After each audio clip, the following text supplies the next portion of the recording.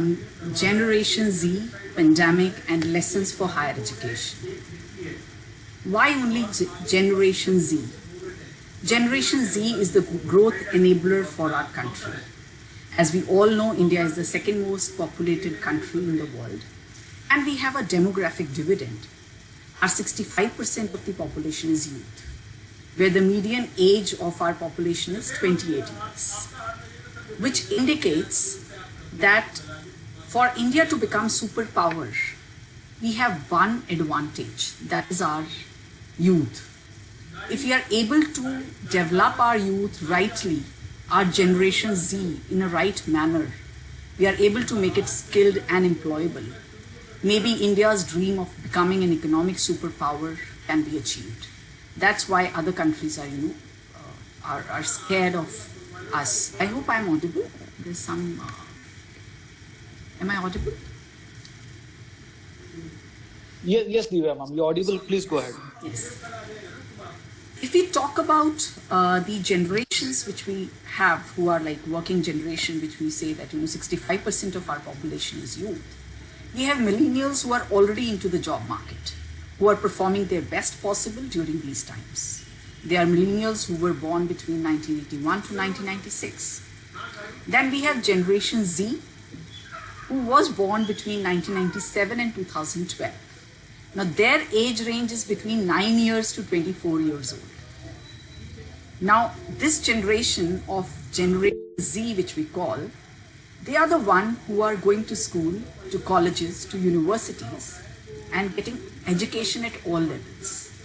They are our future. They are the one who needs to be prepared and who needs to be taken care of so that this pandemic and its impact doesn't affect them badly. Because if we are able to do that, then the future belongs to India. Then the future, we will be a superpower, and the whole world understand that. Because already our millennials are doing wonders in the US and other countries, and you would find that how many CEOs are Indians. So they are doing wonderful. So our focus as academicians, as educational institutions, should be on Generation Z. During this COVID pandemic, I think the most impacted are our small kids who have been going to school. They are class 10th, 12th students who were into so much uncertainty during these times. They have been facing a lot what our generations have never faced. Those college-going students who were just to get employed, or who were just thinking of going abroad or thinking of higher education, their future, they do not know whether they are getting the right kind of education or not, whether they are able to manage their skills or not. So that that should be our, as educational institutions, Generation Z should be our focus, and that is the generation which comes to us in universities as well to be trained. Now, my previous speakers have made my job so easy by talking about COVID and its impact and disruption it has caused and its impact on the economy. So I'll just skip most of these things for the purpose of saving time of everybody. Just to, this slide is self-explanatory and a lot of previous speakers have explained about it. All of us have seen in this last 1.5 years lockdown and situations of social isolation. Work from home culture has become a norm. It's the new normal nowadays. Economic inequality has increased so much. The migrants who have, the unorganized sector, the migrants who have gone back to their cities or villages, there the poverty levels and the economic inequality has increased a lot. A lot of industrial sectors have not been performing well, because of which a lot of people have lost their jobs. So this economic inequality has increased a lot. Then health issue is the most crucial that was affecting everybody, and we could see that the second wave was devastating for many of us. We have lost near and dear ones, and those who have survived, those who have got cured of this COVID disease, their health is also not in the perfect shape right now. So they also need to take care of their, to bring back their health to the normal levels. They have to do work a lot. And apart from that, this whole thing of, the social isolation. And when somebody is having COVID, you're not going to talk to him, or you are just keeping him isolated. So that has bring in a lot of people are suffering from depression, psychological and mental issues, for which we need to do something to manage that. And all those student community whom you understand, who have been going out, who were spending all their time with their friends, with their peer group in school, colleges, and they were having a good, childhood or adulthood or teenagehood. All of that, they are just caught inside a house. Thanks to this internet and thanks to this mobiles and social media, which is there to make people, breathe a little. Another disruption that has happened is in the education sector, which we all face right now, where we know that education has become online. Thank God there was internet. Thank God we have this, online platforms available, which the technology has developed, because of which the education sector has been able to, cope through this. And institutions have done really well in terms of coping to and reaching out to students. But, there are issues like internet penetration in India is not that deep. So a lot of places there is no internet. A lot of people who are below poverty line, those kids are not able to study because there is no mobile phones, or there is no laptops which are available so that they can attend online classes. But otherwise, for maybe half of us, education sector is also gearing very hard. Faculty has done a great job in managing this situation. Personal priorities, one of our professors have just now discussed and elaborated upon it. Personal priorities, what is important for me, whether my family is more important or what. So all those have changed. People have understood that the importance of relationships. We all understand that IT sector is doing really well. So much of data and all this is being captured. So data is a new oil. Social media has taken a boom. And that is how people have been able to survive. Online retail stores, online shopping, online. So everything has become online, and all of that has gained importance. So there's a, that's a disruption, or that's a permanent change that has brought into our societies. But there are certain sectors which have suffered a lot, like airlines, tourism, all intermediaries related to tourism, entertainment, textile, unorganized sector. They have suffered a lot. With respect to economy and policy related, changes or issues which our economy is facing right now, and government needs to design policies, needs to design reforms on these aspects. So again, a lot of these have been discussed. I'll just touch upon these and move ahead.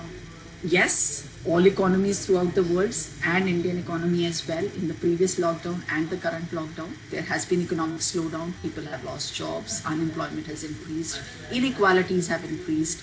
There was so much of pressure on the health infrastructure in the country, and the doctors and all those support staff which was there. We can see and we have seen how we were able to survive and manage. So that's where government needs to do something. They need to develop infrastructure, health infrastructure in such a way that in future, when any such pandemics or situations come, so we are able to manage it well. Agriculture reform is another area, and policy reform, where policy reforms are required.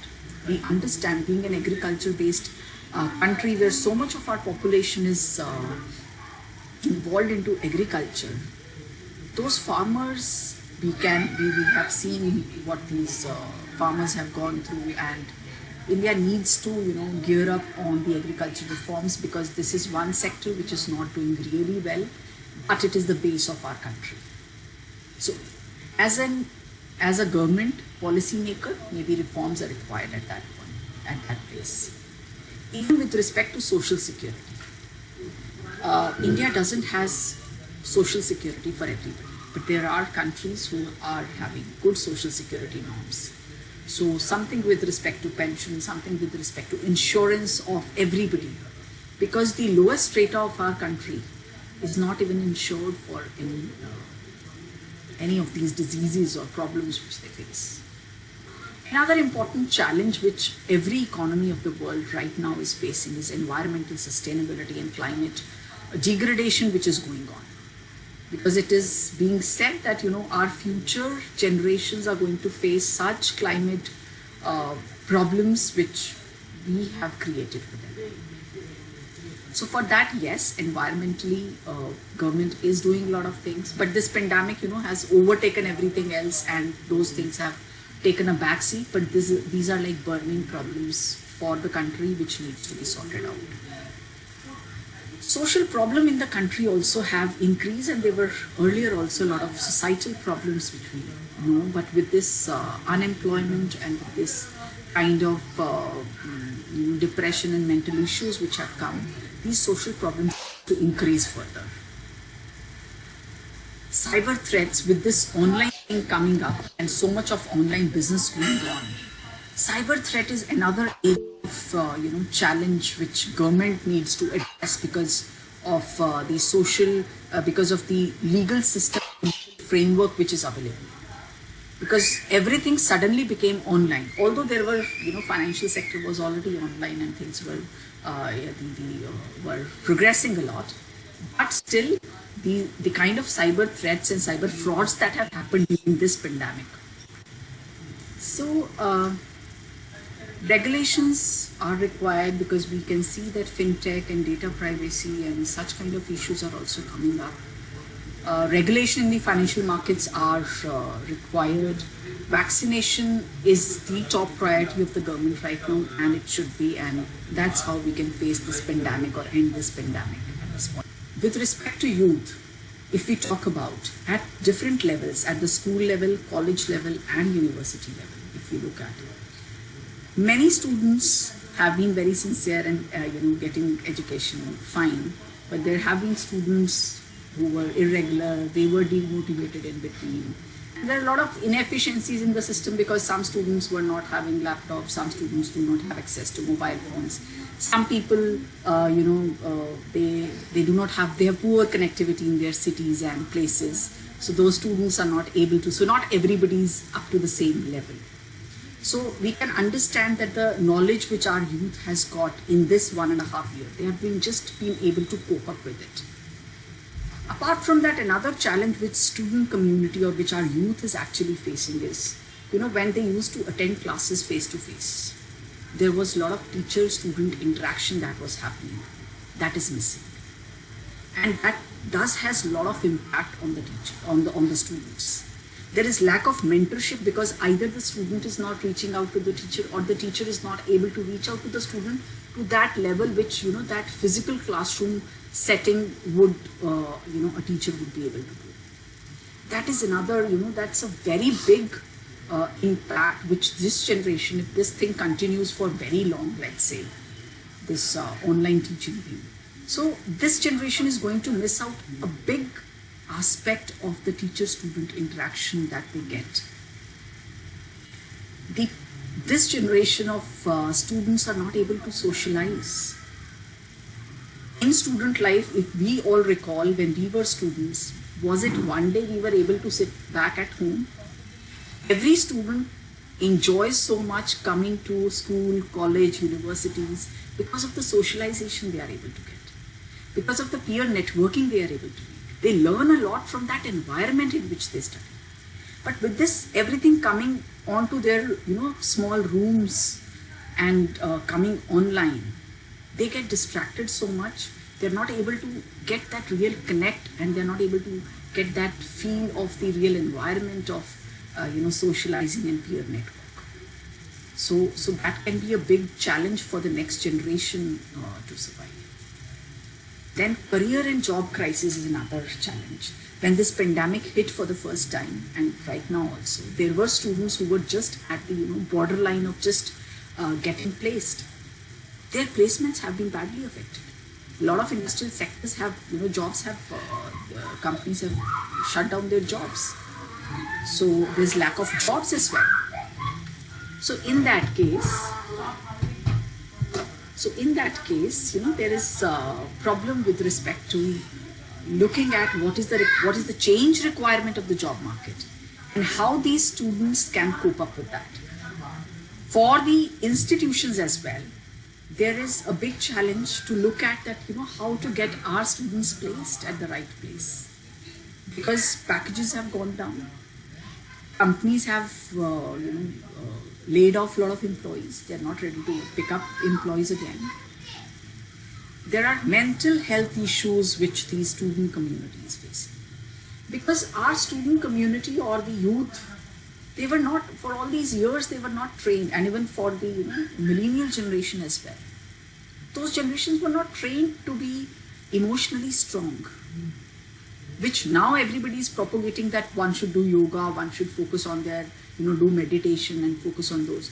Because these issues these have come up, and we are seeing that so many cases of depression are coming up. Young children, young adults, the people between the age of 25 to 40, they are having depression kind of issues. So those needs to be addressed, and this is also a major thing in the student community. There is huge amount of dropout from schools because of some economic crisis in the family, because of losing one earning member of the family, because of non-availability of IT infrastructure in their cities or villages or places. Many of the children, there is so much of data available which says that many of the children are not going to join schools back. What do we do with that generation? So we have to focus on bringing those children back to the school, college, university education, and ensure that they have at least that bare minimum resources available, so that, because if this generation does not get the right kind of or get detracked from the course of education, then our growth story of becoming the world power will be lag behind. Sports, extracurricular activity, practical exposure, which this generation of students are going to miss, is tremendous. At the time of school level, teenage level, at university level, students were doing so much. As Professor Gundawar initially said that, as an institute, they were doing so much for their students apart from education or apart from classroom teaching, which they are also missing a lot as institute. And even these students are missing a lot. They are missing a lot of exposure which they were earlier getting, because of which they will miss certain things in their overall personality development, which needs to be, institutes need to look at as soon as we open back. How do we manage those aspects? And then skill set gap is huge.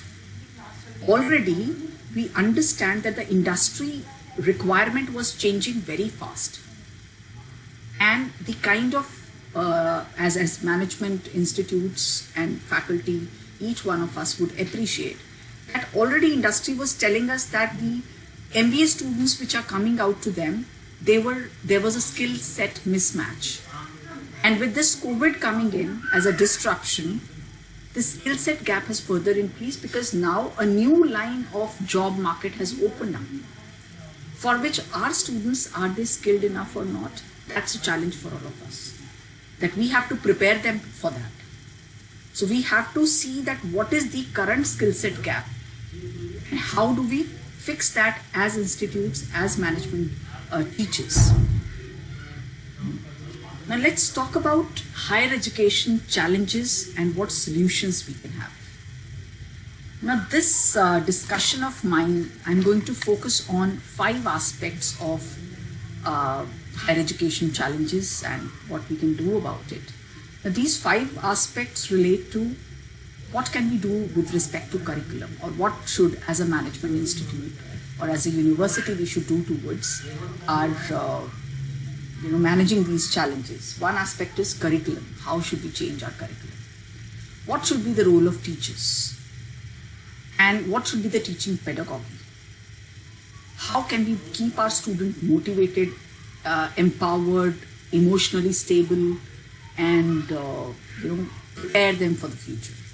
And what can we do about the job market, as well as entrepreneurship? So these are the things which I'm trying to summarize in this. as we understand, this online technology, which we quickly have adopted as management institutes or as universities we have adopted, which was the best thing to happen, as we could survive this pandemic just because of this. So all the institutes, all universities throughout the country quickly, and all the teachers quickly got trained themselves on this online teaching learning pedagogy, and there was quick adoption, which was commendable on the part of teachers and institutes, universities, schools as well, because that was the only way how we could keep our students connected with us, and the teaching learning process was going on. But we can't say that after this pandemic will be over, maybe we'll shift back to the old systems, but there'll be a lot of discussions have taken place, and everybody says that blended learning is going to be the long-term solution for education sector, for higher education especially, because we have seen that there are a lot of benefits of this online teaching. Me sitting in Delhi, sir sitting in Jaipur, and another professor from Rohtak, we all are connected to Mumbai just because in just a moment we have got connected just because of this technology. So blended learning is a long-term solution, has got a lot of benefits, and we have adopted and adapted to it. That's the best thing. Apart from that, UGC Swayam has done good job in preparing MOOCs and developing our system, and their vision was going on since last 5-7 years. So this Swayam platform was already preparing a lot of content on MOOC platform. But this COVID disruption has speeded up the process of adoption into the online methodology, and UGC has already in their new education policy, because that was also a hot topic for last 1 year, everybody was discussing about new education policy and how it can benefit. So yes, new education policy gives that freedom to students and has requested universities to change their curriculum in a manner that there is freedom to students to learn different other subject areas, or to develop themselves as a holistic personality. So they can choose a basket of courses from different courses apart from their regular subject curriculum, which they would strictly study, which they were earlier strictly studying. And that is only possible with the help of online learning and MOOC platforms which are available, where they can do a course online, get that credits transferred to their course, and they can have a good resource and knowledge to their kitty. Students have another challenge with higher education institution is that nowadays students do not want to read books. So libraries have to go online. A lot of libraries in different universities are online. They have so much of research journals, books available online. But this is going to increase, and institutes and universities need to gear up for that. They have to make everything available online, because the present generation student, the Generation Z student, does not want to read books. They have so much of knowledge and resources available online in terms of YouTube, blogs, internet material. With a click of a button, they can learn everything. It's just that we need to tell them there the role of teachers come. We need to tell them that what is the right kind of content which they should read. Because there is information overflow which is going on. And a student is confused which video I should watch, which content I should read, and which is the right interpretation of different aspects. There the role of teacher comes. So if we talk about the role of teachers, apart from curriculum and online teaching learning process, which we have to adapt and adopt, and which will continue, which will be the long-term solution, role of teacher has become quite more important. Because if we understand as a teacher, in a student's life, first teachers are their parents. Somebody who, actually thinks of the benefit of a student is their parents. For every child, parents is the first teacher. And parents are the well-wishers of every child. After that, who comes? It is the teacher. It can be a school teacher, a college teacher, a university teacher. So whosoever, and everybody has a special role to play in the life of a student. So role of teachers at university level, at college level, at school level is fulfilling, he is the best friend to a student. And so role of teacher is very crucial. Nowadays, it's not only about, a lot of teachers says that after this new education policy and these MOOCs coming up and with this online teaching methodology, maybe teachers will become redundant. No, the role of teachers has become far more crucial, because as a mentors, they have to be there.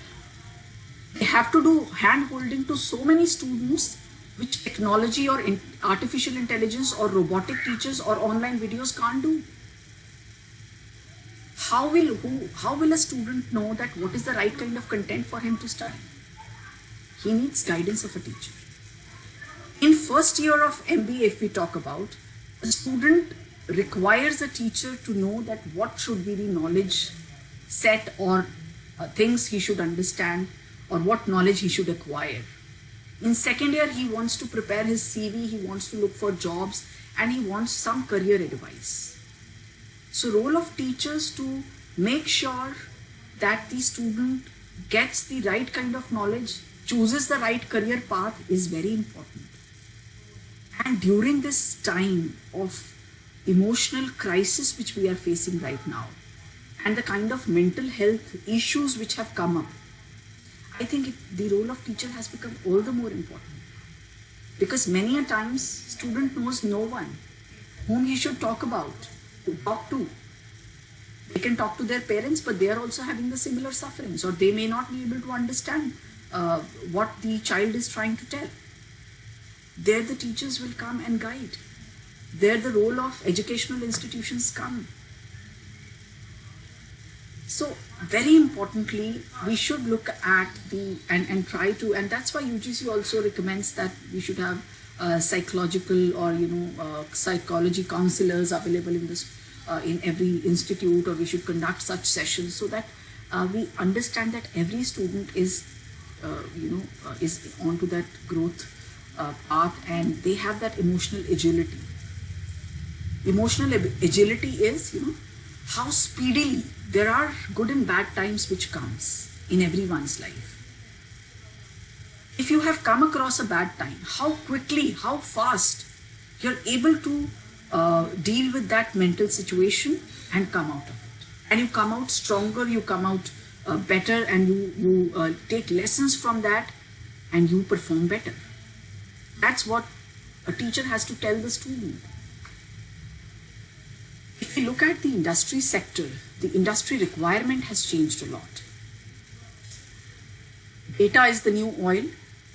All the companies, they are now having huge amount of data which they are collecting from consumers, customers, investors online, and how to manage these data resources. So data analytics and data related jobs have become so important, and they are the future. Online businesses have come up, fintech, and work from home. So a student needs to be trained with this data analysis, data research, data management, all these tools and techniques which are available. And as a higher education institution, we need to look at this changing industry requirement and prepare and imbibe these things in our curriculum so that our student is job market ready.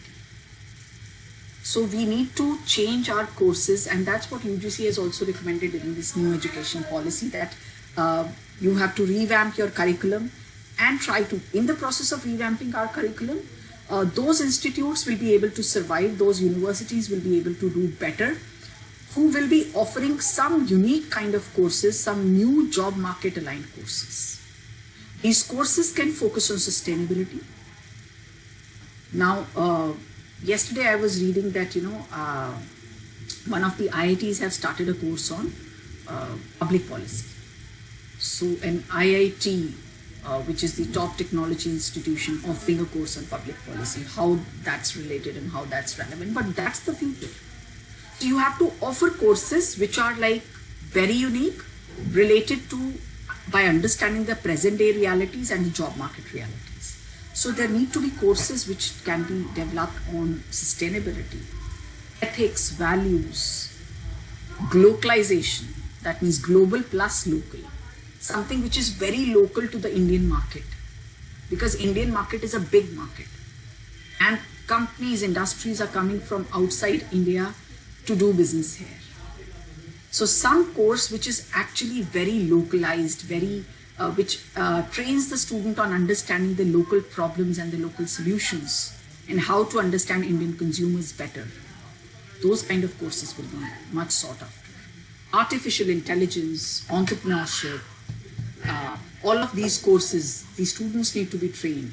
And that's what also is the mission of the government. They want to train our students for, Startup India, then Digital India and such kind of ventures. Atmanirbhar Bharat has been the statement.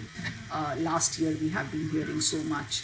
So all these are the change requirement of the industry and the economy and the globe that needs to be aligned in our course structure.